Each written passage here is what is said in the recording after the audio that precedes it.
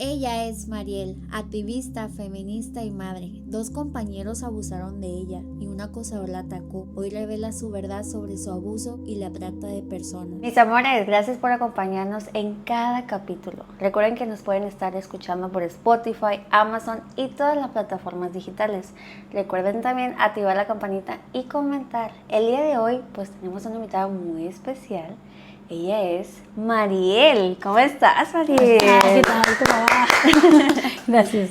Oye, recuerda que antes de todo esto tuvimos una presentación previa donde dije que te dedicas y total. todo, pero también quiero que nos digas cuántos años tienes, soltera, casada, viuda, qué show contigo, a ver. Ok, bueno, me llamo Mariel Rociano.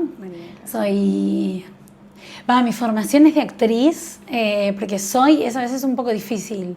Mi formación es de actriz, soy productora también, escribo teatro básicamente, pero guiones también, y dirijo, hice documentales, y tengo muchos años, creo que casi todos los años de mi vida adulta, trabajando en territorio, el activismo desde el feminismo. Wow, o sea, súper preparada.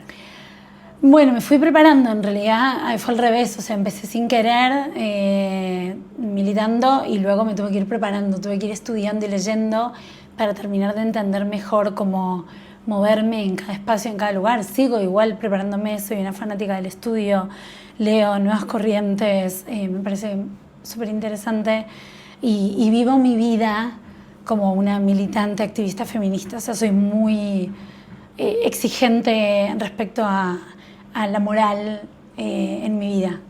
Sí, yo creo que parte de crecer nosotros tenemos que educarnos leyendo, ¿no? Porque imagínate, la gente que dice, quiero salir adelante, quiero eso, pues espera que Dios lo haga por ellos. ¿Qué opinas de eso? Que se esperan que Dios lo haga por ellos. Bueno, no creo en Dios, pero creo, soy budista, no practicante.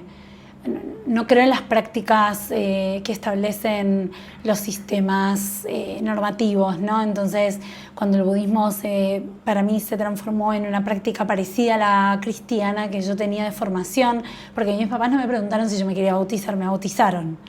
O sea, mis padres me bautizaron cuando era bebé, me pusieron aritos cuando era bebé porque consideraron que yo quería tener aritos. Todo muy tradicional, ¿no? Una familia que seguía con las tradiciones.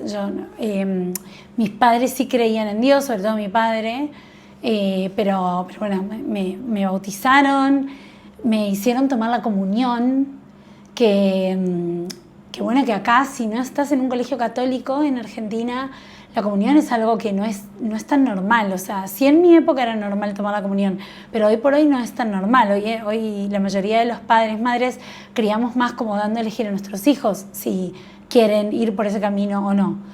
De hecho, mis hijos no toman la comunión, no están bautizados, me han preguntado por Dios muchas veces, hemos entrado a la iglesia, les he contado cómo son las opciones que tienen si quisieran, pero todo conversado y no han elegido nada. O sea, como... sí, bueno, mi hijo más chico practicó el budismo conmigo, más grande practicó el budismo conmigo. Y cuando tomé la comunión, me acuerdo que la idea de vestirme de blanco para mí era tremenda, horrible. O sea, el vestido blanco de comunión me parecía una cosa horrorosa. Yo no me vestía con vestidos, y menos blanco, y todas iguales, y me parecía como horroroso. Y como la iglesia donde íbamos era franciscana, entonces le dije al cura que yo de blanco no me vestía, entonces que se olvidara de mí para la comunión. Y tuvimos que negociar que me dejaran vestir de otra forma, y él dijo, bueno, el Señor te va a recibir como quieras. Entonces fui y elegí verde militar. Órale. Para mi bautismo. Y siempre digo verde militar porque el de los militares está como muy arraigado a los militares malos nuestros argentinos, pero juro que era el mismo color que el uniforme del Che Guevara, el mismo. Luego yo terminé siendo comunista, una militante comunista. Y hice la comunión, y luego ese mismo año que hice la comunión falleció mi hermano, bebé, y le pregunté al cura por qué se morían los bebés, o sea, por qué Dios no salvaba a los bebés, dónde estaba Dios cuando tenía que salvar a mi hermano. y me dijo que Dios necesitaba un angelito con él. Y bueno, le dije que se vaya a cagar a Dios y a la iglesia. Y no fui más. O sea, como me pareció una respuesta totalmente fuera de lugar. Y además me acuerdo de haber insultado adelante del cura, que fue tremendo para mi familia, porque eran amigos del cura y era como, ¿cómo le vas a decir eso? Y yo estaba en duelo total, en duelo y en negación, no podía llorar. Mi madre en depresión, o sea, como todo era muy complejo en mi familia como para que me contestaran que Dios necesita un ángel, o sea, que me lo devuelva, no sé por qué. Y ahí hice mi ruptura con la iglesia y me veo que se lo tuvieron que bancar mis padres, no pudieron llevarme a rastras, así que corté, o sea, ahorita eres budista. yo después empecé un camino nuevo con el budismo japonés.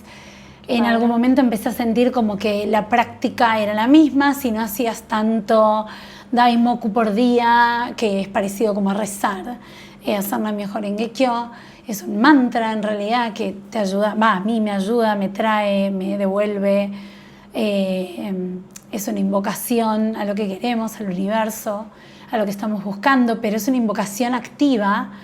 Y en algún momento algunas personas que estaban cercanas a mí y a mi grupo como que me dijeron que yo no iba a todas las reuniones y que no hacía el Daimoku necesario, o sea, la cantidad de horas necesarias.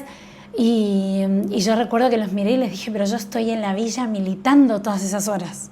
O sea, estoy en las ollas populares, estoy dando de comer, estoy dando apoyo escolar, estoy acompañando a una mujer en situación de violencia doméstica, se llamaba en ese momento, a hacer la denuncia. O sea, como todo ese Daimoku que estoy haciendo que no se contempla, o sea, como todo eso que estoy dándole al universo, acompañando, no es parte del budismo que yo leí, o sea, como o yo entendí mal o me lo están explicando mal ustedes, que tienen la mentalidad judeocristiana de que por mi culpa, ¿no? Y entonces ahí como que rompí también con la estructura y es más como a mi mambo. Yo creo en las escrituras de Nichiren Daishonin, me parecen increíbles. Todos los libros que ha escrito sobre educación, no solamente sobre fe, me parece muy increíble, pero lo practico de hecho en mi vida cotidiana, pero no pongo en manos de nadie nada, o sea, no creo en algo milagroso, estoy todo el tiempo actuando, o sea, no me identifico con una persona religiosa. ¿Qué nos compartirías de ese libro que comentaste?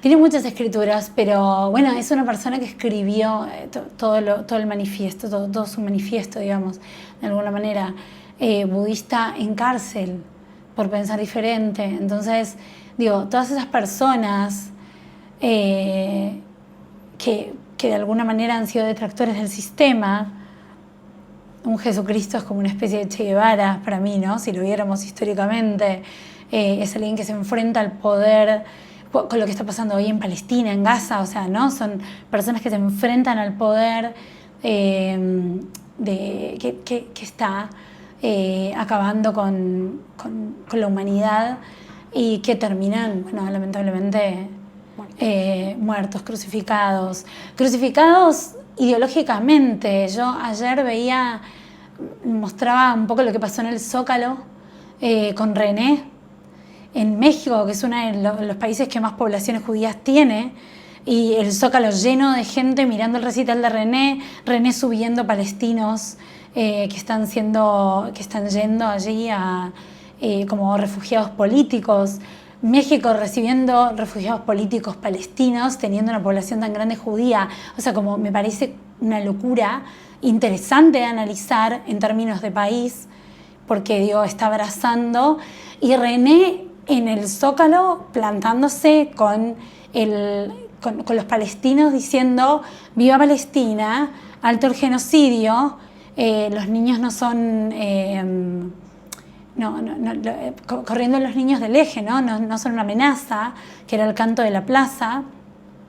Y René enfrentándose a todo lo que se enfrenta, porque digo, René es un artista bastante consecuente con lo que piensa, con lo que dice y con lo que canta. Entonces son personas que no importa si están desde la fe, si están desde el arte, desde dónde nos plantamos, lo importante es como la consecuencia entre tus dichos y tus actos. Sí.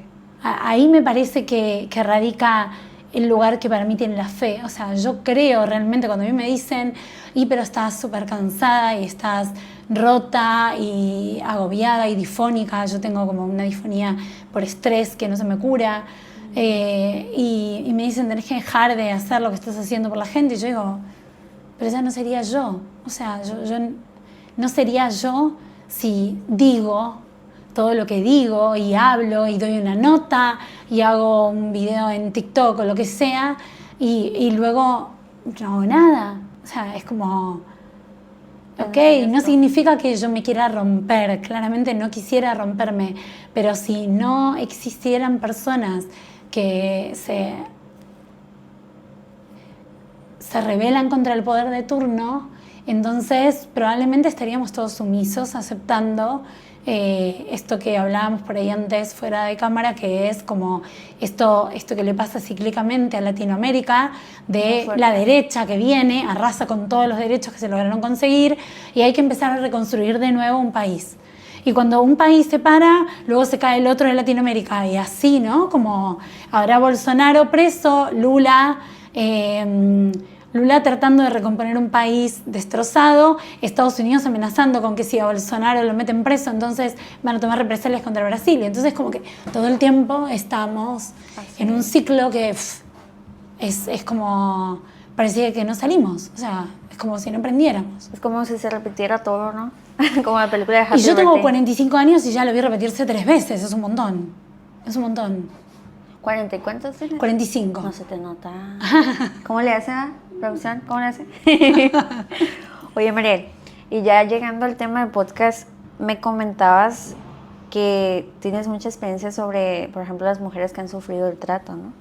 Esa es una de las cosas que vamos a tocar, que yo creo que, por ejemplo, países que suena mucho esto, ¿no? Que es Colombia, México. México México y no sé. Argentina tienen una estrechez con la ¿Crees que se trata parece? muy grande. ¿Crees que se parece? No, y además nosotros tenemos un caso muy conocido. Quien financia la campaña de Macri, Mauricio Macri, ¿no? El Macri que está acá ahora, su primo, Jorge Macri, quien está en Ciudad de Buenos Aires. Quien financia el principio de la campaña de Mauricio Macri es un empresario, Raúl Martins, un empresario de la noche que acá tenía un boliche, digámosle, que no era tan boliche, sino que era una suerte de prostíbulo encubierto, porque en realidad nuestro país no permite los prostíbulos. Y Raúl Martins, o casualidad, tiene en toda la zona del turismo sexual, mal llamado turismo sexual de México, tiene varios boliches en donde tiene chicas que lleva a Argentina a México y chicas mexicanas también y de otros países. Raúl Martins está supuestamente viviendo en México o exiliado en México y es denunciado por su hija en un momento que tiene que irse de Argentina por las amenazas que empieza a sufrir y tiene que exiliarse a otro país.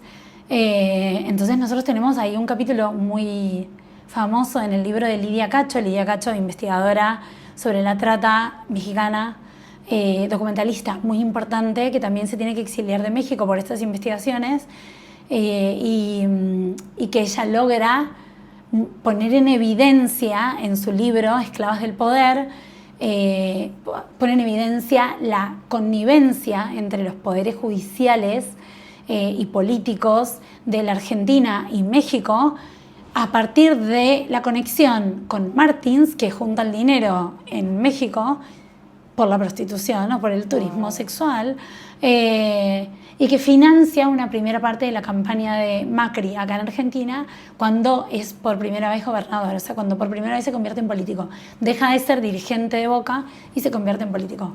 Eso todavía está en juicio, o sea, yo no puedo afirmarlo, pero digo, todo lo que está en juicio es la conexión que existe, las investigaciones que se hicieron, las declaraciones de su hija, Lorena Martins, que ha declarado en infinidad de veces en muchos lugares y que se ha tenido que ir exiliada, que este año quisieron volver a abrir el juicio y ella tenía que venir a declarar y no puede venir porque tiene mucho temor por su vida.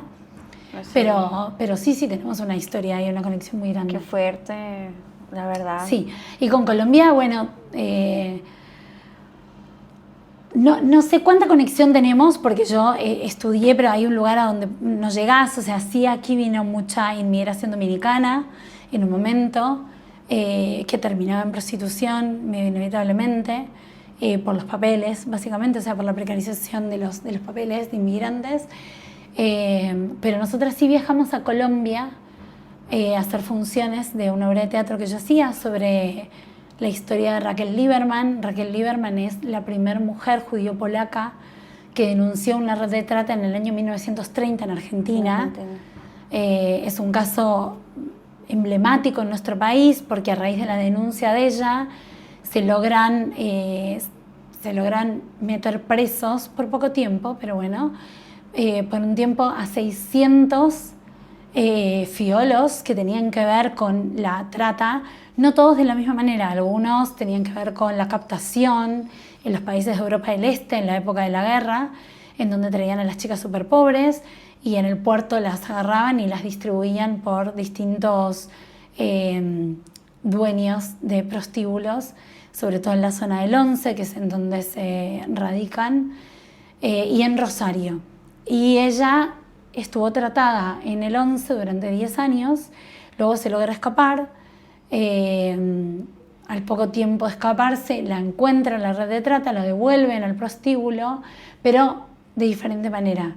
Cuando la encuentran, se casa con un señor que se hace pasar por un enamorado de ella. Ella cree que va a poder volver a traer a sus hijos, que estaban viviendo en Tapalqué. Los hijos de ella estaban viviendo con una persona que ella no sabía que era parte de la red de trata. Su cuñada era parte de la red de trata. Quien la vende es su cuñada. Oh my God. Qué fuerte. Entonces, ella ahí vuelve al prostíbulo legalmente, porque como no teníamos derecho las mujeres antes, en el 30 la mujer casada no tenía ningún derecho, era propiedad del marido, entonces la meten en prostíbulo y ella 2 años después logra escaparse y hacer la denuncia. Ella queda internada con un cáncer de garganta, muere 2 años después de la denuncia. A ellos los meten presos y los dejan libres en feria judicial porque dicen que hay falta de mérito y solamente quedan 4, que eran el marido y 3 personas más a las que les pueden probar dentro de lo que es la causa de ella. Pero quedó como una causa emblemática porque a partir de ahí nuestro país, que era regulacionista respecto a la prostitución, pasa a ser abolicionista. Entonces hacíamos una obra de teatro contando la historia de ella y contando la importancia de entender la historia de cada país respecto a los procesos migratorios, respecto a lo que pasa con los cuerpos de las mujeres, respecto a la prostitución y la trata, la poca diferencia que hay entre prostitución y trata, porque muchas veces la gente cree que, y nos pasó en Colombia, que las chicas nos decían, yo creía que las prostitutas estaban ahí porque querían, nunca había imaginado que tal vez esa chica fue arrastrada ahí, o fue sobornada, o fue secuestrada. Entonces como que nunca se habían puesto a pensar que en esos espacios, porque en la época en la que yo fui a Colombia, que era como la época en la migración profunda de pueblos originarios que son sacados de sus propias tierras y entonces llegan a Bogotá, al centro de Bogotá, entonces había como mucha concentración de población y estaba regulada la prostitución en Colombia. Mucha gente no lo sabía, o sea, no sabía que estaba regulada la prostitución. Sí. Y decían como, no, bueno, pero las prostitutas, no, como una doble cara, pero las prostitutas como muy mal vistas, y por otro lado era, pero tu gobierno las tiene reguladas, las hace pagar impuestos, o sea, tienen que pagar impuestos. Entonces, tratar de entender qué pasa en nuestro país, en cada país, con los cuerpos de las mujeres, porque en definitiva nosotras tenemos que saber qué pasa con nuestros cuerpos y con los de nuestras hijas y nuestras hermanas y nuestras primas para poder entender que tal vez creemos que dentro de la prostitución estamos libres y manejamos nuestros tiempos y nuestros horarios, pero esa es una población muy acotada de pibas que están en lo que se llama la prostitución VIP o la escort o... Porque también existe la online, ¿no? O sea, ya existe eso, bueno, pero eso es otro mundo. Sí, sí. También están siendo amenazadas porque, por ejemplo... Es que el online tuvo como distintas, o sea, fue como llegando de distinta manera. Sí. El proceso del COVID fue el que aceleró muchísimo todo.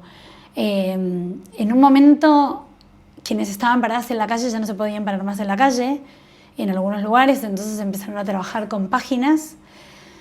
Y después, por otro lado, lo que empezó a pasar fue que era más fácil trabajar con las webcams. Hasta que se pone de moda una plataforma muy hiper conocida. La página azul. Claro, la O y la F, porque la digo en TikTok y me banean absolutamente, así que por las dudas no la decimos para que no baneen el video. Se pone como muy de moda, como algo que vos podés manejar, que es en la seguridad de tu casa y que no pasa nada. Y es cierto, en parte. O sea, en realidad hay una parte que es real de eso. Hay una parte que es real en donde lo podés manejar en tu casa, si vos sabés cómo cobrar dinero de billeteras electrónicas que recién ahora están muy de moda, pero hace un par de años atrás, cuando se pone de moda la webcam, nadie sabía cómo manejar un PayPal, menos una billetera electrónica que empezaban a salir. Y las personas que consumen este tipo de prostitución no lo consumen con una tarjeta de crédito, lo consumen con prepagos, sí, con otras formas de pagar que no dejen rastro, que no dejen huella digital. O sea, lo importante hoy es que tu huella digital no aparezca.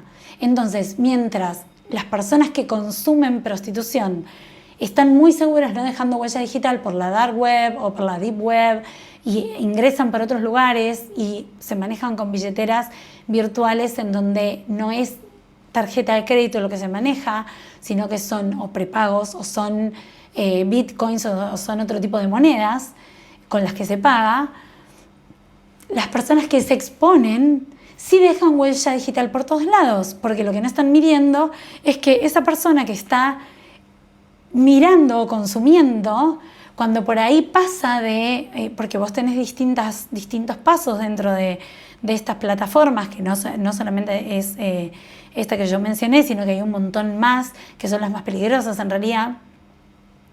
Vos tenés salas particulares, como si fueras a una habitación con una persona, con un cliente. Entonces, cuando vas a estas salas particulares, ahí empieza el peligro, porque se pusieron muy de moda que además los pusieron de moda casi como una gracia en programas de televisión. O sea, es como muy perverso todo, ¿no? Los dildos con mandos a distancia.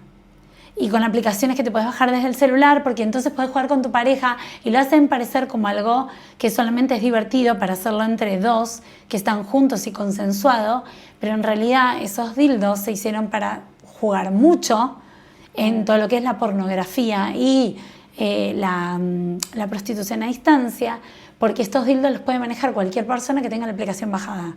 Claro. Entonces hay un montón de chicas, te estoy hablando de hace 5 o 6 años atrás, que terminaron internadas con desgarros vaginales, con enfermedades. A uno le tuvieron que cortar que yo conozco que se ha salvado de una red, medio cuello de útero por hasta dónde se le metió el aparato y la cantidad de horas que lo tuvo adentro y el tipo consumiendo y pidiéndole más y disfrutando con el sangrado y el dolor de ella. Entonces, esas salas privadas, que además en el caso de esta piba, por ejemplo, no eran en su casa, porque ella en su casa no lo podía hacer porque estaba su familia, entonces alquilaba una habitación en un departamento de muchas habitaciones en donde había muchas chicas practicándolo. Dejan de ser en la seguridad de tu casa, pasan a ser en un lugar en donde alguien regula cuántas horas estás haciéndolo. Si le cortaste antes la llamada a la persona cuando estaba poniendo mucha plata y entonces cómo se te ocurrió. Entonces todo eso empieza a ser como ya que no lo podés manejar. O sea, ya no lo manejas tu cuerpo.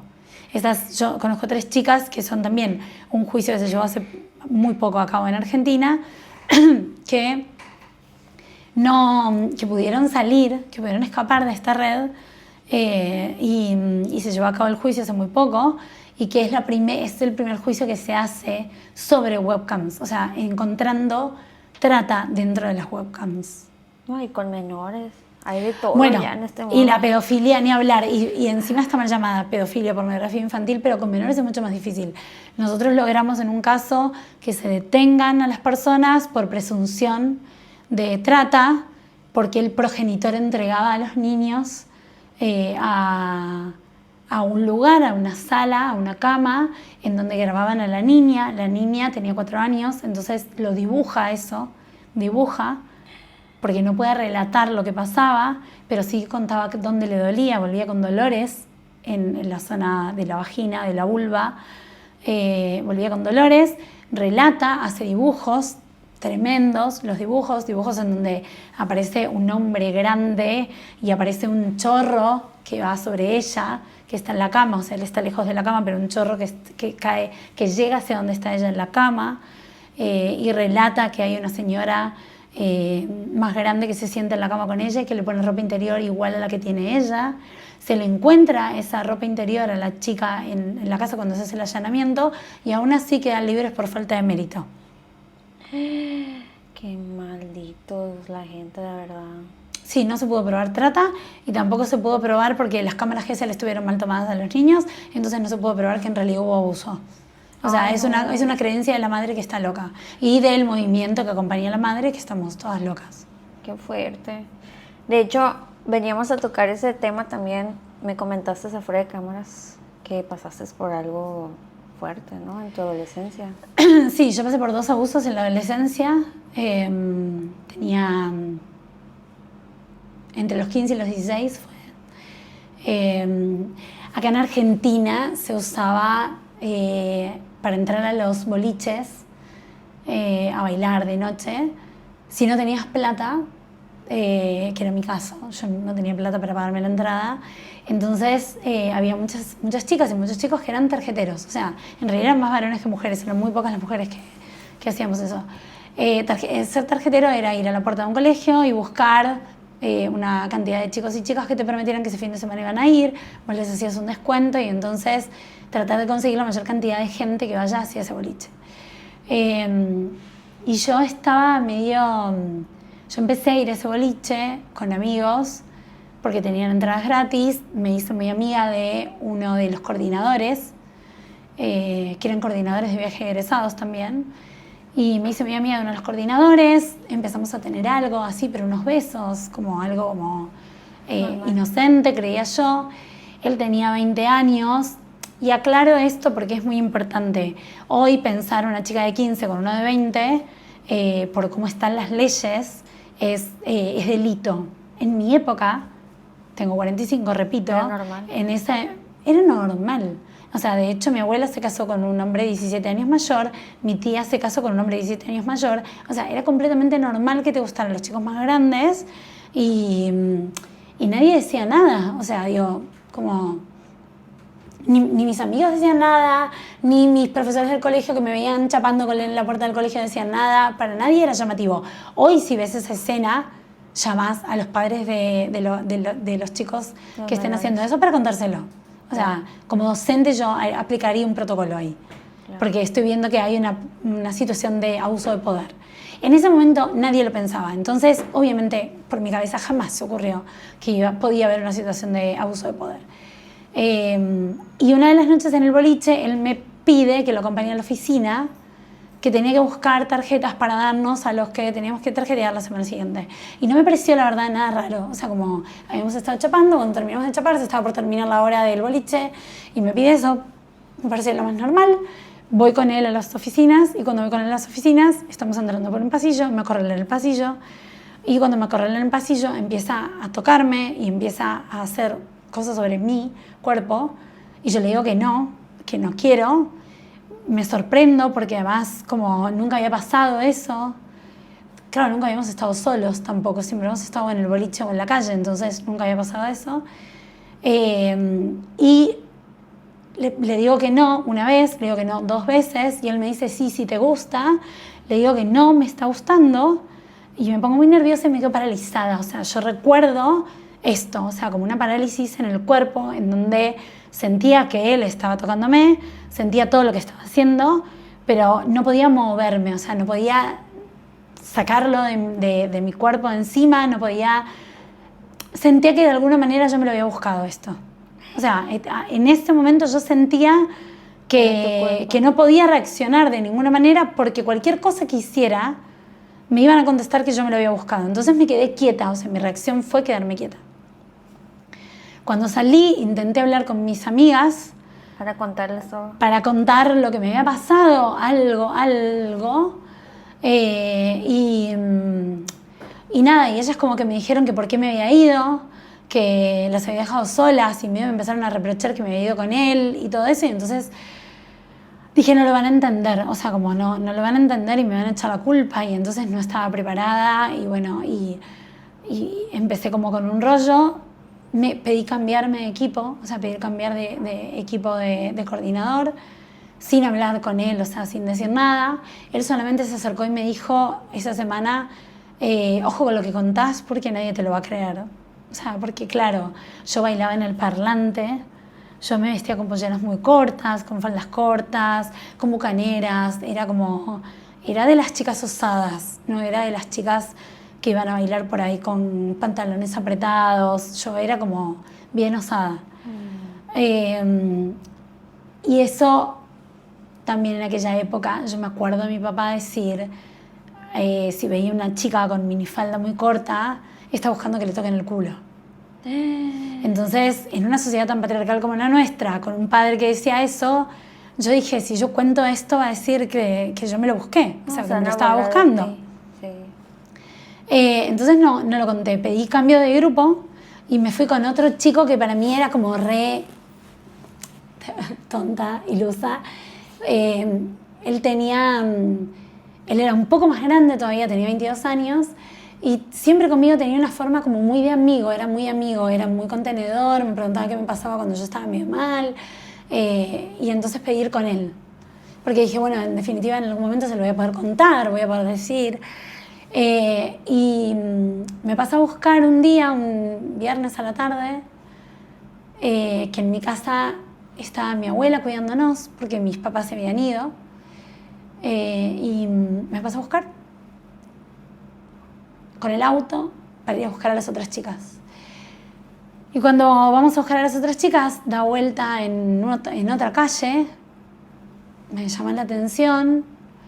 Estacioné el auto, era una calle donde no pasaba nadie, un pasajecito en la zona donde vivo yo, y cierra la puerta y me dice, ya sé lo que pasó con Federico. Él se llamaba Sebastián, no me acuerdo de los apellidos, la gente en redes me dice, ¿por qué no los escrachás? No me acuerdo de los apellidos, o sea, pero porque negué toda esa situación yo. Solamente me acuerdo sus nombres de pila. Cierra la puerta y me dice, ya sé lo que pasó con Federico, así que no me vas a decir que no, acaba de pasar lo mismo. Y entonces yo me quedé así dura de nuevo, o sea, como que podría haber, o sea, en mi cabeza sé que podría haber levantado el piquito, que podría haber salido corriendo, pero era como, se contaron esto, o sea, ese sé lo que pasó con Federico se contaron esto entre ellos. O sea, ¿y cómo se lo contaron? ¿Y qué se contaron? ¿Y qué contaron? ¿No? En mi cabeza era como, yo estoy en boca de cuántas personas, o sea, no podía reaccionar. Y otra vez él empezó a hacer algo muy parecido a lo que hizo Federico. Y en un momento como que vio que yo no reaccionaba, se ve que esto no lo contó él, o sea, él no contó que me paralicé. Y entonces como que dijo, uff, qué aburrido así, y arrancó el auto de nuevo y como si nada. Y yo le dije, me siento mal, me bajé ahí en ese momento cuando arrancó el auto y paró para que se subieran las otras chicas. Yo le dije, uff, me siento mal, me bajé del auto, me fui y no fui nunca más a ese boliche. Y solamente se lo pude contar a quien había sido mi novio de toda la vida, y yo en ese momento estaba peleada con él, vuelvo con él desesperada, vuelvo desesperada a sus brazos, era mi novio, mi amigo, mi todo. Vuelvo con él desesperada a sus brazos, llorando, diciendo me pasó esto.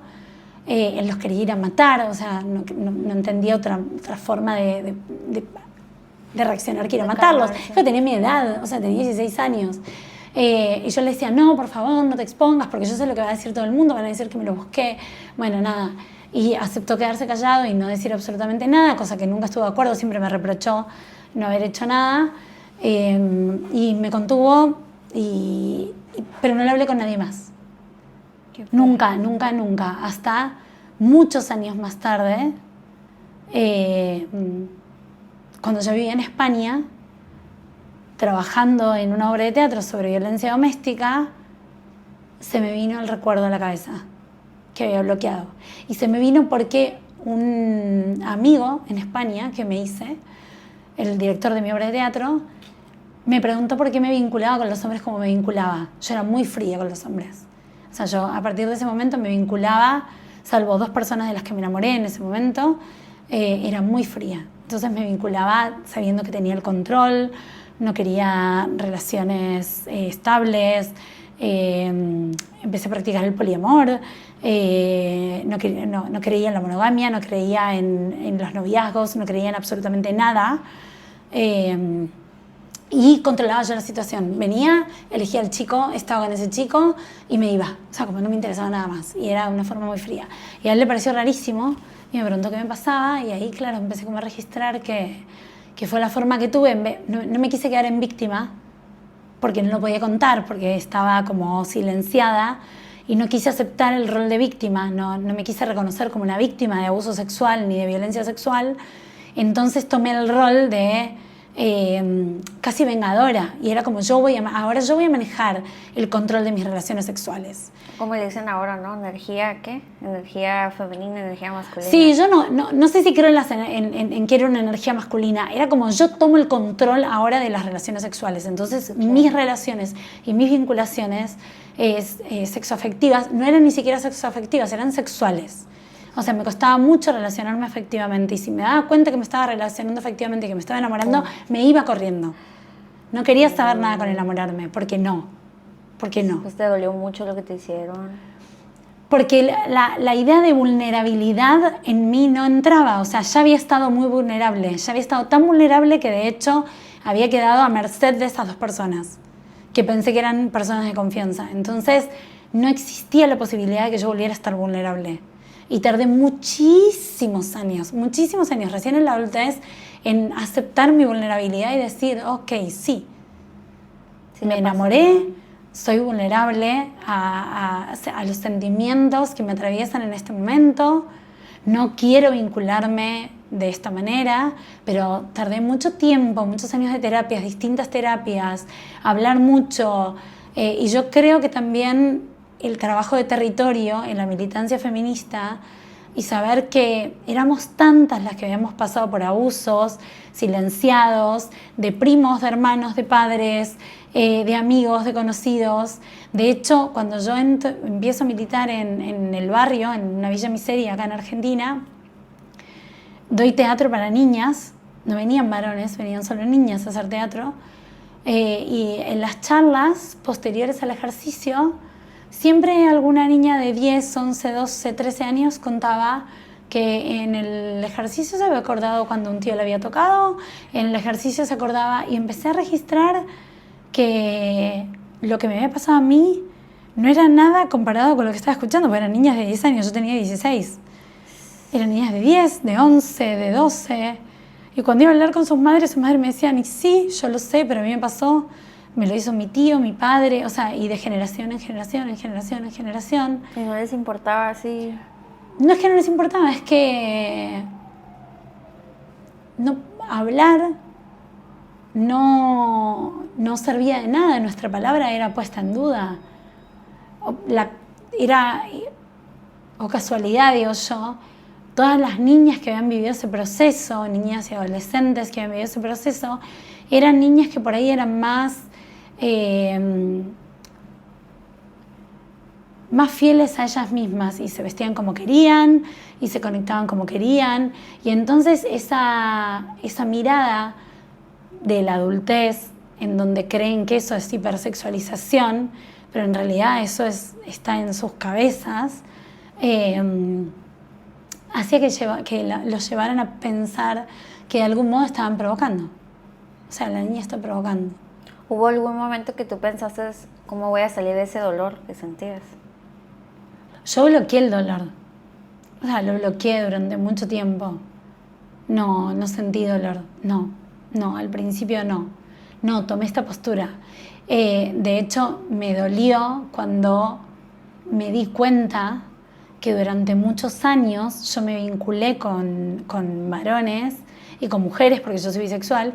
Me vinculé siempre desde un lugar mucho más de postura, o sea, no dejándome atravesar.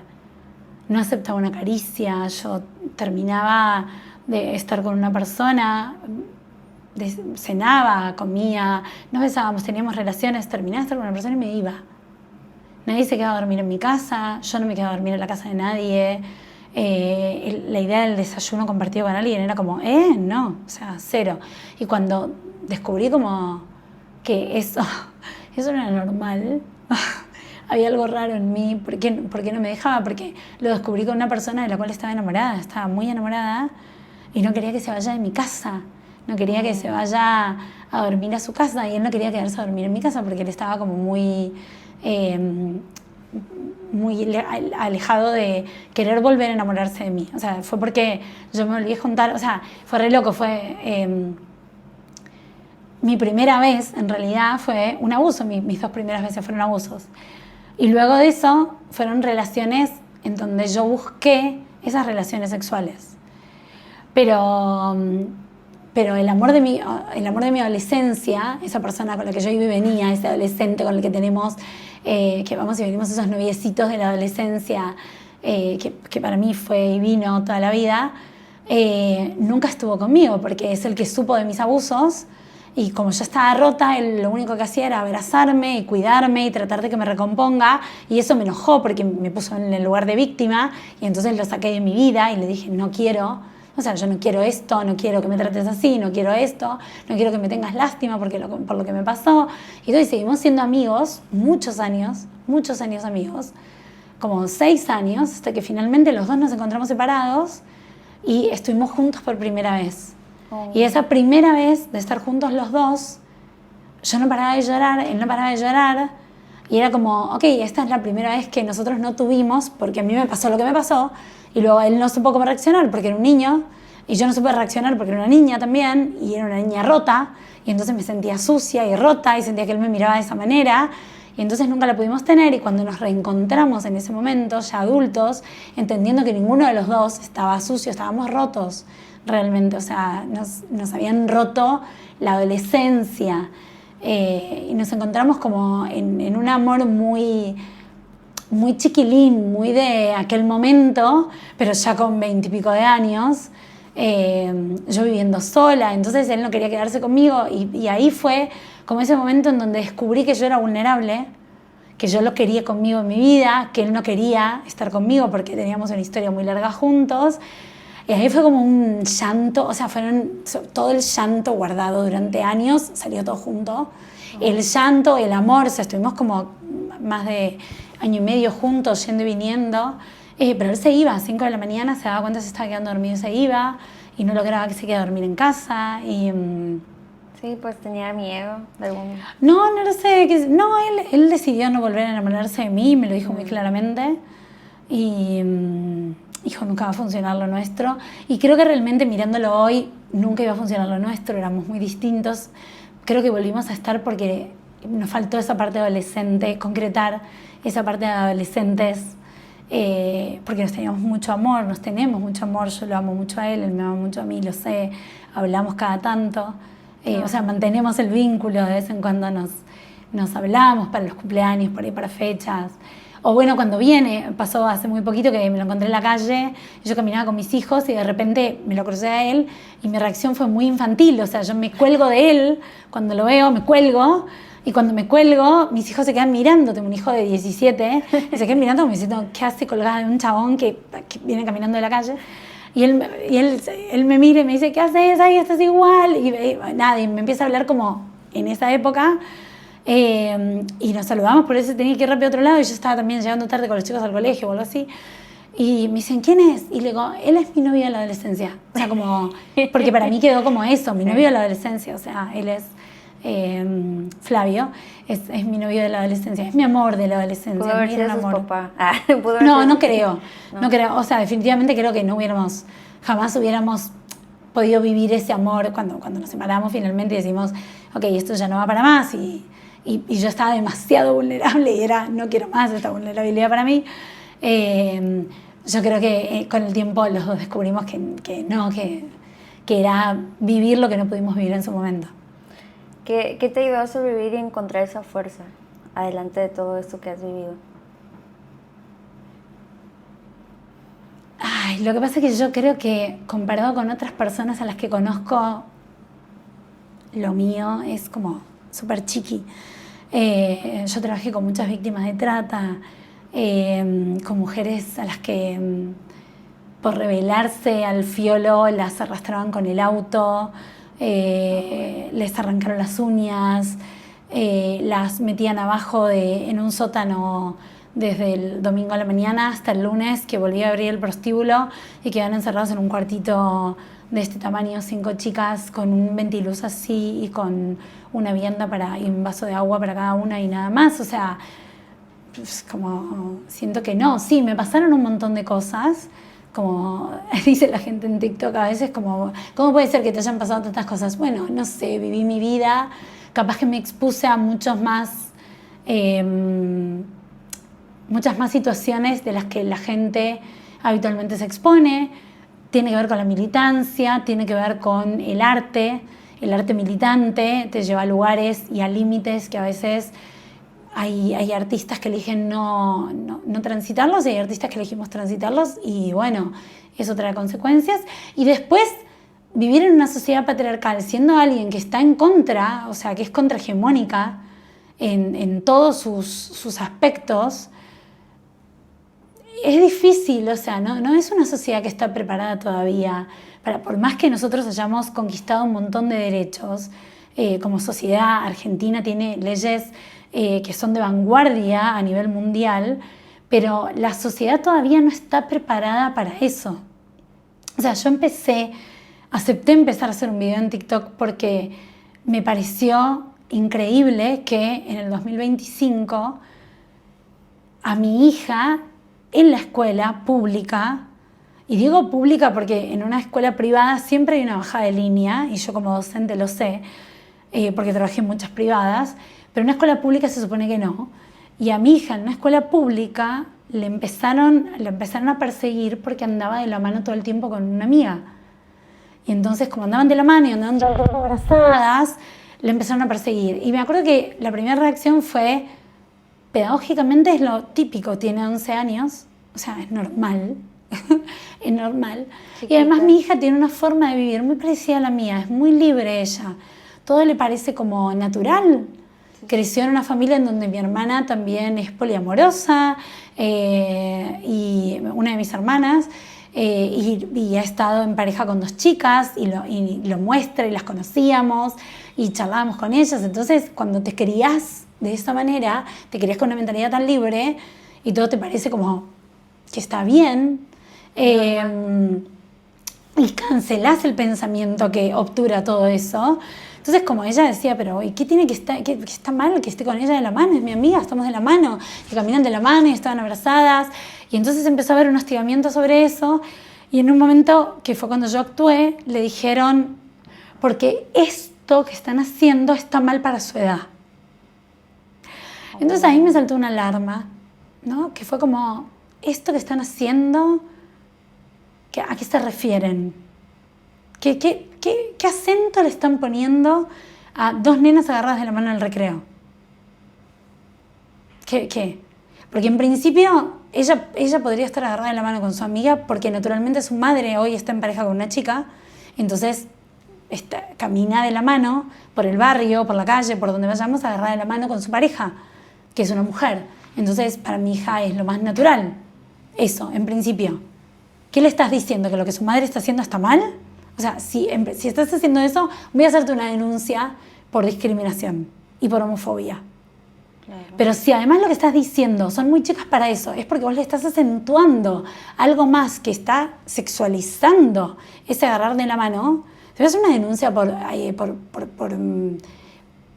intento de pedofilia o por pensamiento pedófilo, porque está mal. O sea, no puedo creer que en 2025 ese pensamiento aparezca en una escuela. Y por otro lado, sí, con este gobierno que tenemos, sí puedo entenderlo.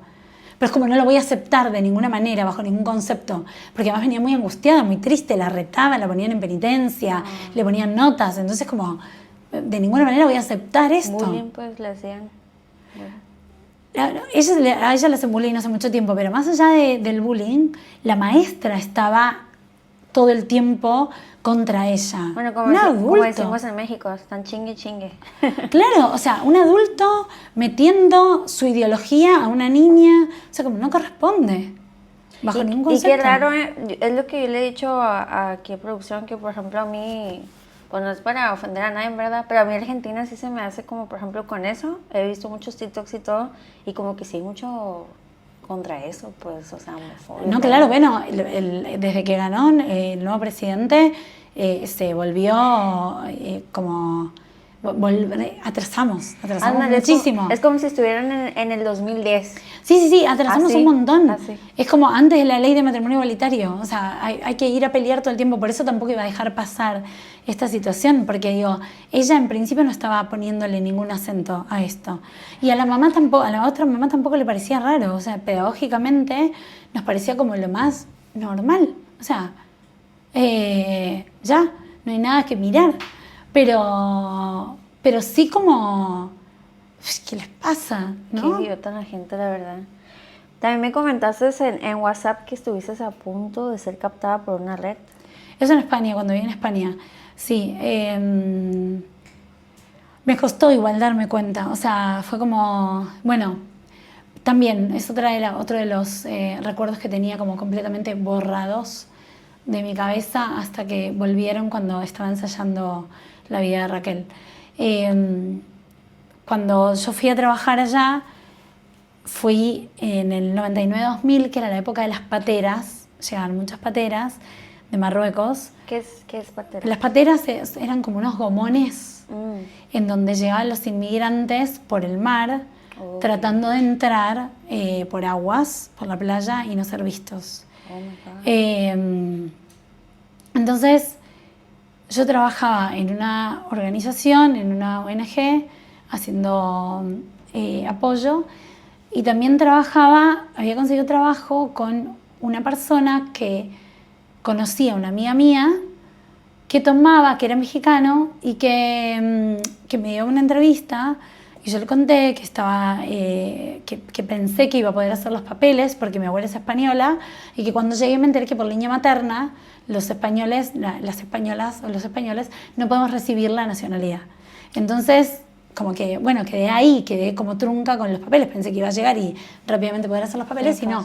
Y entonces, que estaba buscando trabajo, estaba desesperada, bueno, para el alquiler, y él me dice que, bueno, que él era mexicano, que le había costado muchísimo hacer los papeles, pero que me iba a tomar, que le diera los papeles y que él los iba a poner en el Ministerio de Trabajo, iba a hacer todo, y que yo, mientras tanto, trabajara para él, tenía un sueldo y después yo se lo pagaba. Me pareció normal, o sea, repito, tenía 19 años, o sea, me pareció como, o sea, ok, o sea, los papeles de trabajo se hacen así, en definitiva. Ya había intentado otro jefe mío hacérmelos y después me dijo, no, es mucho lío, me piden que me presente muchas veces, entonces como que había desistido, entonces yo ya había tenido una primera experiencia en donde me habían pedido los papeles. Yo se los di con naturalidad, o sea, nunca en mi vida imaginé que, claro, lo que me decían después es como, tu jefe era mexicano y te contó que tuvo un montón de problemas para tener los papeles, o sea, ¿nunca te hizo ruido todo eso? No, o sea, me pareció que sí, normal, latino tuvo problemas, igual que yo, o sea, íbamos a tener problemas. Solo pensé que los argentinos teníamos menos problemas porque a los mexicanos se les daba más difícil la nacionalidad en España que a los argentinos. Y como yo encima tenía papeles que decían que mi abuela era española y todo eso, como que todo el mundo me decía que iba a ser más fácil. Y bueno, estuve trabajando para él y en un momento yo estaba ensayando una obra, pero no podíamos hacer difusión de la obra de teatro porque como yo estaba ilegal, como que teníamos que hacer difusión como muy solapada, muy caminando entre los bares y dejando volantitos y todo eso. Me iba muy bien con la obra de teatro y había conocido, porque pasaron las cosas en paralelo, había conocido a un chico que me presenta al director de la obra de teatro. Digo todo esto para entender que todo venía de lugares conocidos, que en realidad, luego hablando con él, no era amigo de él, era de su grupo de amigos, o sea, lo había visto varias veces venir a las salidas. Y bueno, y entonces conozco ahí a este chico, nos damos unos besos, pegamos onda, todo bien, o sea, como re bien, súper. No me cuenta a qué se dedica, me dice que es funcionario público, y finalmente me termina contando cuando nos volvemos a ver, Me termina contando que él es policía. Cuando me cuenta que él es policía, me vuelvo loca. O sea, me asusto muchísimo porque él sabía que yo estaba ilegal y por eso volanteaba la obra de teatro y por eso no hacía promoción. Y entonces fue como, ¿qué haces al lado mío? Me muero, o sea, me muero. Y lo sacó de mi casa, lo sacó de mi vida. Le digo, no me llames más, no quiero saber nada contigo. Nada, pobre pibe, o sea, como la verdad que no tenía la culpa. En ese momento aparece una persona que empieza a estar todas las semanas en la esquina de mi trabajo y que cuando yo llegaba estaba en la esquina y cuando yo me iba me acompañaba hasta que yo entraba al metro. Cuando me doy cuenta de eso, le cuento a esta amiga que trabajaba conmigo y le digo, che, me pasa esto rarísimo. Empieza a mirar, me dice, sí, es verdad. Me dice, pará, hoy salí más tarde, ella vivía enfrente del trabajo y me dice en un momento, espera que yo voy a salir antes y me voy a ir al departamento a mirar desde la ventana, a ver qué hace. Mira desde la ventana, ve que efectivamente me sigue, o sea, como no es que va al metro, sino que me sigue. Y un día le digo a mi jefa que estaba preocupada porque había un señor en la esquina que entraba y me dice, no te preocupes, debe ser alguien del barrio o alguien que quiere preguntar y no se anima. Bueno, como que lo minimiza.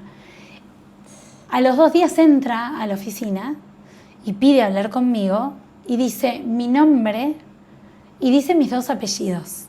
Y eso debería haberme llamado la atención, sí, porque mi papá en Argentina me anotó con su apellido. Pero para presentar los papeles en España piden siempre el apellido materno, el paterno y el materno. Entonces, solamente podía saber mis 2 apellidos por mi jefe. Porque nadie más sabía mis 2 apellidos. O sea, yo no los uso, no los tengo en el documento argentino. O sea, no tengo mi apellido materno en ningún lado, salvo en mi partida de nacimiento. Qué miedo. Entonces, cuando entra y se sienta conmigo y pregunta por mí y me dice los 2 apellidos, me cuenta que había hablado con mi familia, que le habían dado mi teléfono, que le habían dicho dónde trabajaba, que todo esto mi familia lo sabía, entonces era verosímil para mí, y que él trabajaba para una revista que se vendía acá de espectáculos y que quería hacerme una nota porque estaban contando de los argentinos que habían venido a España y que estaban triunfando. Y entonces yo lo único que pensé en ese momento es que la revista que me menciona el hombre era la revista que leía mi abuela. Mi abuela era analfabeta, tenía solo 3er grado, después la sacan porque eran de una familia muy pobre, y la única revista que le costaba todo el mes leer era esa revista, que era como muy fácil porque tenía muchas fotos y poco texto. Entonces, cuando imagino que mi abuela me va a poder ver como triunfando en España, no escuché nada más. No escuché nada más. Me citó para hacerme la entrevista. Cuando salgo, lo llamo al director de la obra de teatro, lo recontente. Cuando le cuento dónde me cita, me dice, Mariel, no, ahí no. O sea, era la zona roja de prostitución. ¿Y fuiste? Me dice, yo te dije 20 veces que ahí no. O sea, que esa zona es peligrosa. Le digo, no, nunca me acordé, o sea, no me acordé, lo único que me quedé pensando es en la nota. Y me dice, bueno, no, o sea, no aparezcas por ahí, no sé qué. Y armamos toda una red de contactos tenía 5 amigos diferentes, 4 amigos de diferentes lugares, uno de teatro, una amiga personal, una amiga del trabajo, mi amigo con el que vivía. Entonces hicimos una red de contactos de teléfonos y yo iba avisando cuando llegaba a los lugares. Porque el tipo empezó a perseguirme por todos lados. Entonces yo empecé a estar perseguida por todos lados. Y mi jefe mexicano, empecé a estar perseguida. Y entonces, como no se iba, y cada vez estaba más cerca y se acercaba más al metro, y entonces me tenía que acompañar una amiga al metro, y ya se quedaba angustiada porque desaparecía el tipo y no sabían si aparecía alguien del otro lado, y yo ya entraba con 20 ojos a mi apartamento y casi no salía, bueno, muy, muy paranoica porque no podía hacer la denuncia. Llamo a este tipo, policía, al que yo había echado de mi casa, y le digo, te tengo que contar algo porque no sé a quién hablarle, y no sé si hacer la denuncia, porque si hago la denuncia me van a deportar, y me dice, sí, obvio, o sea, si vos haces la denuncia te deportan. Sí. Y él me dice, déjame que te ayude. Y entonces la ayuda que me ofrece es venir con el patrullero a la puerta del trabajo, hacerse pasar por mi novio, darme unos besos en la puerta del trabajo, y algún día, si podía y convencía a su compañero, que yo me suba al patrullero y que nos fuéramos juntos, como que nos íbamos de ahí a salir. Entonces viene un día y me ven que yo me doy en la puerta de la inmobiliaria donde yo trabajaba, me empiezo a besar con un policía. yo creo que es surrealista, o sea, para una película, porque yo besándome con un policía en la calle, al aire libre, con él con el uniforme, es como, nunca en mi vida lo hubiera imaginado. Me acuerdo de volver a entrar a la oficina y decirle a mi amiga, me muero si alguien en Argentina se entera que yo estoy haciendo esto, el nivel de desesperación que tengo, o sea, como y la paranoia y toda la bola. Y bueno, me terminé subiendo al patrullero para irme con ellos. Y el día que me subo al patrullero, ya ese día desaparece el tipo, y a los 4 días me llama mi jefe y me dice, mira, me llamaron del Ministerio de Trabajo que que extraviaron tus papeles, no los están pudiendo encontrar. Y le digo, pero ¿cómo? La partida de nacimiento, aunque sea algo, o sea... Pues sí. Me dice, no, extraviaron todos tus papeles, no los podemos encontrar. El pasaporte, le digo, no me puedo ir sin pasaporte yo. Y me dice, y bueno, a veces pasa que mala suerte, yo te voy a tener que echar porque no puedo tener a nadie ilegal acá. Y me dejó en la calle, y sin documentos. ¿Y qué fue de ti después? Me deportaron. Para acá. Claro. Oh my God, qué fuerte. Wow, te han pasado muchas cosas. Oye, y también afuera de cámaras me contaste sobre que te pasó algo de femicidio. Sí, bueno, a ver, creo que todo tiene que ver con lo mismo, ¿no? O sea, el intento de femicidio, que también fue visto como vos te lo buscaste, tuvo que ver con... Primero tuvo que ver con un femicida, o sea, primero y principal, ¿no? O sea, claramente el tipo tenía 14 denuncias por acoso a mujeres, entonces no fui yo la que se buscó eso. Era un vecino recién llegado, un departamento recién alquilado, a los 2 meses que llegó la madre, llegó él, que acababa de salir de una prisión, de haber estado por drogas. Y era un tipo muy machista, muy misógino, que se la pasaba insultando y hablando muy mal. Y cuando yo pasaba delante de él con los chicos y él insultaba o perseguía a las chicas que paraban en la esquina en prostitución y también las insultaba, yo solía enfrentarme a él y decirle que la cortara, que se ponía pesado, que era un borracho, que se ubicara en su lugar, que en algún momento iba a terminar mal y le íbamos a hacer una denuncia. Y él empezaba a insultarme con lo que para él era un insulto que era puta de mierda, flaca de mierda, incogible, todas estas cosas, o sea, como eran constantes hablando de mis hijos. Y yo, cortala, mi hijo se enojaba muchísimo, tenía 11 años, se enojaba muchísimo, le decía, no le digas así a mi mamá, entonces era como, cortala, seguí, o sea, no te enganches, Jere, como no engancharnos en esa, no meternos en la lógica del tipo. Lo escuchábamos a la madrugada, que era violento, pero yo en ese momento fue el primer acercamiento a la media sanción de la ley por el aborto legal, seguro y gratuito en Argentina. Entonces se estaba militando fuertemente, ya habíamos tenido algunas chicas casos de que nos habían pegado en la calle por andar con el pañuelo verde en las mochilas o en las carteras, entonces de alguna manera habían querido meter miedo de no andes con el pañuelo verde en la mochila o en la cartera porque te van a pegar. Nosotras nos lo poníamos en la mochila bien grande o me la ponía en la riñonera acá adelante, bien grande, como no voy a tener miedo, y fui una de las primeras a la que le pegaron. En el medio de la calle vinieron y me pusieron una trompada en el hombro y nadie dijo nada. Y me gritaba, abortera de mierda, pañuelo verde, como si fuera un insulto. Pañuelo verde era un insulto. En esa época el pañuelo verde era un insulto. Entonces un día, todo esto lo hacía desde adentro de la casa, yo no lo podía denunciar dentro de la casa, podía denunciar acoso, pero la verdad que sabía que no era para nada porque entre vecinos no funcionaba. Y el tipo un día se saca en el pasillo de la casa donde yo vivo. En Buenos Aires tenemos las típicas casas chorizo, que le decimos, que son las casas que son pasillo largo y muchas puertitas. Ah, sí. Y él vivía en la primera puertita y yo vivía en la segunda puertita. Entonces él sale a la primera puertita y empieza a insultar a la madre de su hijo y a decirle que la va a matar. Y un montón de cosas. Y yo aprovecho eso. Ya mi hijo estaba harto, hacía 1 hora y media que insultaba abajo de su ventana. Entonces me dice, mamá, lo voy a reventar. Y le digo, no, para que yo salga. Y le digo, métete dentro de tu casa porque te denuncio. Y me dice, ¿qué me vas a denunciar? Y empieza a rezar un rosario de insultos sobre mi persona, que mis hijos escuchan, los dos, así parados, y yo llamo a la policía y los denuncio. Y cuando llamo a la policía y los denuncio, empieza un acoso que dura 2 horas, en donde viene la policía, lo mete para dentro de su casa, yo me meto dentro de mi casa, se va la policía, él viene, empieza a golpear la puerta y dice, te voy a matar, te voy a dar con un cuchillo, ya tengo el cuchillo, y empieza con toda una secuencia en donde mi nena, que en ese momento tenía 4 años, empieza con ataques de pánico, que nunca había tenido, empieza con ataques de pánico. Miren, empieza con ataques de ira, lo voy a reventar, yo quiero vivir tranquilo, no puedo escuchar la tele. Bueno, golpeaba la puerta.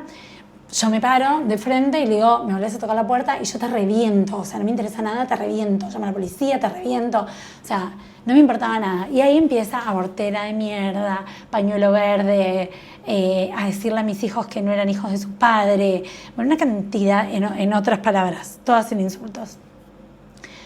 La policía viene y me dice, te tenés que ir a denunciarlo. Y me quieren llevar en el patrullero. Mi hija entra en un ataque de pánico que no la podemos bajar. En ese momento llega quien era mi pareja, el tipo estaba en la esquina, se lo encuentra en la esquina, le empieza a pegar trompadas porque la nena estaba muy asustada, los separamos, él termina yéndose al hospital porque le da una trompada en donde le parte un poco la boca. ¿A tu pareja? Mi pareja a él. Terminamos en la comisaría y en la comisaría no sabían ni de la ley de violencia de género, tuve que explicarles la ley de violencia de género, que me amparaba, que yo podía denunciarlo, que no era una contravención entre vecinos. Bueno, estuve como 1000 horas ahí en la comisaría, había dejado a mis hijos yo con una vecina que me dijo, yo me lo llevo para la casa de mi mamá, que la mamá vivía a 2 cuadras, porque el tipo va a volver peor todavía, gritando más. Y cuando termino todo, les digo, acompáñenme porque me va a matar. O sea, cuando sepa que lo denuncie, me va a matar. Y la policía me dice, no seas paranoica, ya hiciste la denuncia, ya hiciste lo que tenías que hacer, me va a matar. O sea, yo trabajo con violencia de género hace 20 años, no me expliquen lo que es la paranoia. O sea, este tipo dijo claramente, si vos me denuncias y vuelvo a ir a la cárcel, te mato. Porque claro, acababa de salir, o sea, si yo lo denunciaba, directo de nuevo. Entonces, vuelvo, les quemé tanto la cabeza, empecé a revolear sillas en la comisaría, o sea, una loca, en donde o terminaba yo en un calabozo o venían ellos a acompañarme. Y con mucha ira vinieron a acompañarme, diciendo que era una loca yo paranoica, real, esto real. 2 patrulleros vinieron acompañándome diciendo que yo era una loca paranoica. Cuando llegamos a la puerta de mi casa, me dice la vecina, avísame cuando entres que yo me asomo a mirar. Ella era el 3er departamento. La llamo y le digo, estoy por entrar. Y me dice, ojo porque abre la puerta cada vez que escucha la puerta. Cuando abro la puerta, se aparece, abro la puerta, la policía estaba de un costado para que no los viera y el que estaba al lado mío era mi pareja. Entonces cuando me ve, se me empieza a venir corriendo y yo no veo, o sea, para mí venía corriendo él solamente, y en un momento lo veo venir a mi vecino, el ex marido de mi vecina, lo veo venir corriendo atrás y no entiendo nada y paso seguido lo que veo es una cuchilla de carnicero acá. O sea, veo esto. Mi vecino había visto que al hacer esto, para agarrar la cuchilla, se le levanta la remera y se le ve la cuchilla metida acá atrás. Entonces por eso empieza a correr. Con lo cual, cuando él hace esto para acá, mi vecino viene y de atrás le hace así y la cuchilla sale volando y hace esto. Y la policía parada mirando. Como si nada. O sea, no, porque yo no era una loca paranoica. O sea, claro, de repente yo tenía razón. O sea, y el cuchillo lo vimos todos acá. Mi pareja, nadie pudo reaccionar a tirarme para atrás. O sea, ni yo pude reaccionar, ni mi pareja que estaba al lado pudo reaccionar para tirarme por un costado, ni los policías reaccionaron para empujarlo a él. O sea, solo reaccionó mi vecino que vio la secuencia, imaginó la secuencia, por la cuchilla que le vio atrás. Recién ahí lo agarraron, lo llevaron para un costado y todo, y ese fue como el momento en donde dije, bueno, ok, o sea, ¿hasta dónde estamos expuestas? Porque esta vez no me pueden decir que yo me la busqué, o sea, yo solamente le pedí a un vecino que dejara de insultarme, o sea, como me estaba insultando, estaba en todo mi derecho. Que tenía el pañuelo verde como justificación, que lo usaron un montón de veces, O sea, que si yo sabía que él tenía un problema y me decía abortera de mierda todo el tiempo, que por qué seguía usando el pañuelo verde, lo usaron un montón de veces en la causa. Hijos de su madre. Sí, pero digo, el activismo o la militancia tan chiquita como llevar un pañuelo y tan grande como llevar un pañuelo, porque en nuestro país el pañuelo es un símbolo enorme, porque es el pañuelo de las madres de Plaza de Mayo, que después fue el pañuelo del aborto legal, seguro y gratuito, para que se nos dejen de morir las pibas en los abortos clandestinos. Sí, claro. Entonces, el pañuelo para nosotros es un símbolo muy grande. Entonces ese gesto que para algunas personas que no entienden de la militancia y del activismo es tan grande, pero es tan chico porque es colgártelo en una mochila o en una cartera, a ese tipo le disparó que yo, como era feminista, como era libre, como me lo enfrentaba, todos le tenían miedo. En la calle las chicas le tenían miedo cuando él se acercaba y las insultaba o las acosaba, le tenían miedo y se iban. Como todos le tenían miedo, él estaba acostumbrado a que las mujeres le temieran, no estaba acostumbrado a que una se le parara. Y como él me decía, flaca de mierda, vos no te me vas a parar a mí, yo te reviento. Me acuerdo que una vez una jueza de familia me dijo, cuando me estaba divorciando, que yo hacía difícil el divorcio porque como era feminista estaba depositando el odio estructural que sentía hacia los hombres en la figura de mi ex. Y yo justo volví a hacer una gira en la que en esa gira una directora de escuela me había contado que estaban prostituyendo niños de la misma edad que mi hijo, 11 años. Ay, no. Entonces yo la miré a esa señora y le dije, si yo estuviera depositando el odio estructural que siento hacia los hombres en la figura de mi ex, no estaría sentada acá. Claro. Ya lo habría matado. Porque como trabajo con todo esto y acabo de escuchar y verle la carita a ese nenito, que no se me iba la carita hasta que hice la denuncia, no se me iba la carita del nenito, al que la directora me dijo que llevaban a prostituir y que tenía la misma edad que mi hijo y que estaba teniendo una vida que no se merecía. Digo, si usted sabe la cantidad de cosas que yo escucho sobre los hombres, yo estaría cortando miembros Sí. y no sentada en tribunales tratando de llegar a un acuerdo. Pero me acuerdo que en el momento en el que el tipo logró que mi hija empezara a tener ataques de pánico y mi hijo ataques de ira, yo recuerdo haberlo mirado y decir que venga sobre mí, que venga, porque de verdad que en este momento soy capaz, ya formada en boxeo y en defensa personal, soy capaz de hacer cualquier cosa. Claro. O sea, que se anime Más a por venir. tus hijos. Que se anime a venir, porque están tocando, o sea, él me quería tocar a mí claramente, ¿no? O sea, no a mis hijos, pero lastimaron a mis hijos, dañaron la seguridad de mis hijos. Psicológicamente, pues. Psicológicamente hasta hoy, o sea, mi hija hasta hoy tiene ataques de pánico y pregunta por cuando escucha un sonido fuerte de un varón por él, y mi hijo, hace poco apareció un pibe que creímos que me estaba acosando, y lo primero que dijo mi hijo fue, yo lo agarro y lo reviento y le dejo bien claro que si se acerca a vos, a mi hermana, y hace que vuelva a tener un ataque de pánico como el que tuvo por culpa del que te quiso matar, lo voy a matar. O sea, cuando lo vi a mi hijo volver a tener ese ataque de ira 6 años después de que pasó lo del femicidio, dije, wow, ¿hasta dónde quedamos dañados todos? ¿No? O sea, como los 3 dañados. Sí, claro. Yo, porque todavía recuerdo la cuchilla cada 2 por 3 acá, y mis hijos psicológicamente, mi hijo con una ira en donde si vuelven a tocar a mamá o a mi hermana mato, y mi hija con ataques de pánico. Entonces, creo que lo que termina sucediendo es lo mismo que decía al principio. La sociedad sigue sosteniendo que algo hicimos. Yo llevé un pañuelo.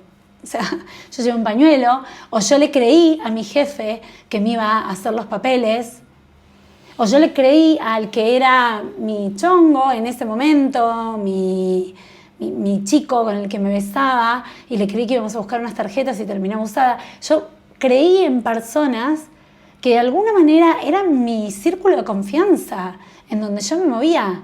No es que yo me puse en riesgo con personas desconocidas completamente. Fíjate, te quiero hacer una pregunta sobre eso, de hecho. ¿Qué le dirías a una niña de 15 años, como tú lo pasaste, que está a punto de caer en manos equivocadas? Tengo una nena de 11 y lo pienso todo el tiempo, porque el otro día empezó a ir a bailes y la vi vistiéndose muy parecida a como me vestía yo. O sea, con su forma de ser, le gusta su cuerpo, disfruta de su cuerpo. Entonces ve mucha moda por TikTok y se viste como se vestiría cualquier preadolescente, pero no pude evitar sentir miedo cuando la vi vestida así, por mi historia. Y entonces tuve que negociar conmigo misma que ese es mi miedo, que esa es mi historia, que ella tiene otras herramientas que yo no tuve y que entonces tengo que confiar en que esas herramientas las va a saber usar si necesita usarlas, y que ella sale con la seguridad de que no le va a pasar nada, como salía yo, porque tenía la seguridad de que no me va a pasar nada, pero tiene la información que yo no tenía en ese momento, porque de todo esto no se hablaba y por suerte hoy sí se habla. Entonces tiene la información de poder decir no y poder correrse de ese lugar y poder saber que tiene que gritar y pedir ayuda, cosa que yo no sabía que se podía hacer, porque para mí, en la sociedad en la que yo crecí, era vos te lo buscaste. Entonces estábamos silenciadas. Fueron muchos años de silencio. ¿Qué le dirías a esas mensajes? Entonces a todas esas pibas les diría no, o sea, no al silencio, no importa si te pasó hace 10 o 15 años, hablar hoy te va a hacer bien, te va a hacer desahogar, hablar hoy con otras personas te va a hacer sentir menos sola, y a la piba de 15, de 14, de 13, de 12, de 11, porque mi hija tiene 11 años y ya va a bailes y ya sale y tiene noviecitos, les diría que se cuiden, que tienen derechos, que no permitan que nadie, absolutamente nadie, no importa si es un chico o una chica, que nadie las toque o toque su cuerpo si no quieren, que nadie les dé un beso si no quieren, no importa si es un tío y les están diciendo le tenés que dar un beso a tu tío, no querés darle un beso a tu tío, no se lo des, algo está pasando, algo te está indicando tu cuerpo. Entonces, como creer en esas voces, escuchar, hay un montón de documentales, de relatos, de chicas más jóvenes que yo que cuentan historias muy parecidas a las que cuento yo. O sea que no está tan distinta la vida. Lo diferente es que yo soy de la generación que empezó a militar en no callarnos la boca. Y por suerte hoy existen movimientos como el Me Too o como el Nunca Más, vinculados al silencio, nunca más, no al nunca más nuestro, al silencio no volvemos nunca más, que son importantes para estas nuevas generaciones. De pibas y de pibes, ojo, yo no lo quiero dejar centrado en pibas.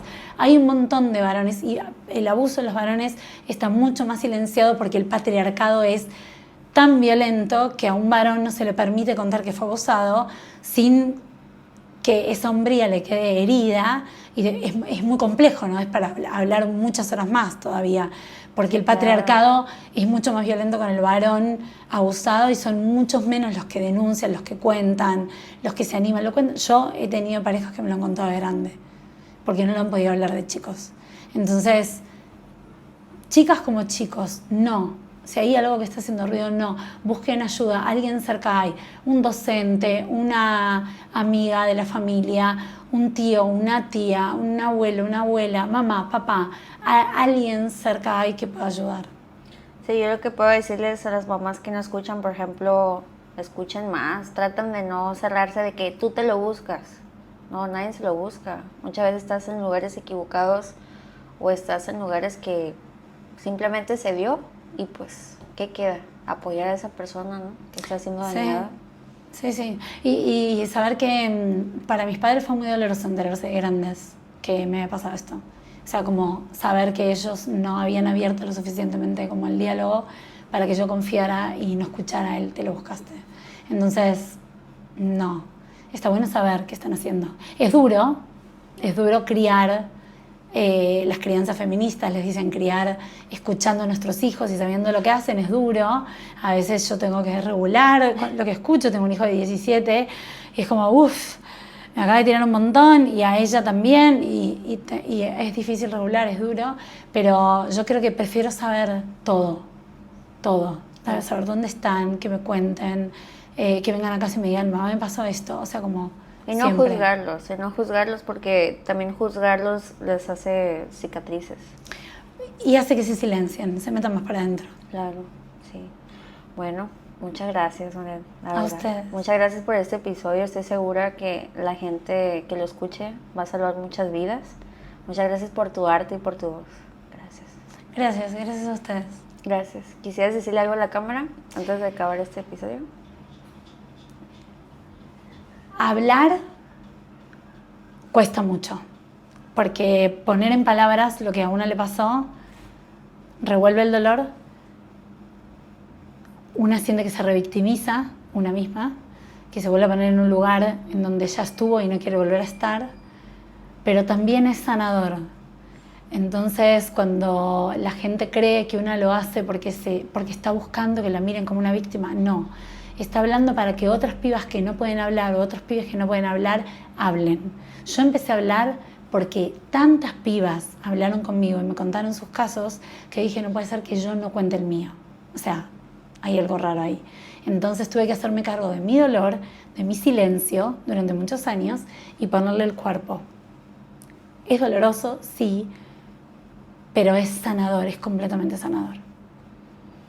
Bueno, mis amores, ya saben, esto fue Bella Ángel Podcast. Muchas gracias, Mariel. ¿Cuáles son tus redes sociales para la gente que quiera seguirte? Se llaman Una Feminita y está en TikTok. En TikTok. Ok, mis amores, ahí si le quieren seguir, ya saben. Y también comenten un emoji. ¿Qué emoji te gustaría que comentaran para ver que vieron este podcast al final? El corazón violeta, el violeta que es el feminismo. Ok, muy bien, mis amores, ya saben. Les mando un besito y esto fue Bella Ángel Podcast. Mis amores. Ya llegaste al lugar donde el chisme se suelta sin filtros. Prepárate porque esto ya comenzó. Mis amores, vámonos. Bella Ángel. ¡Mua!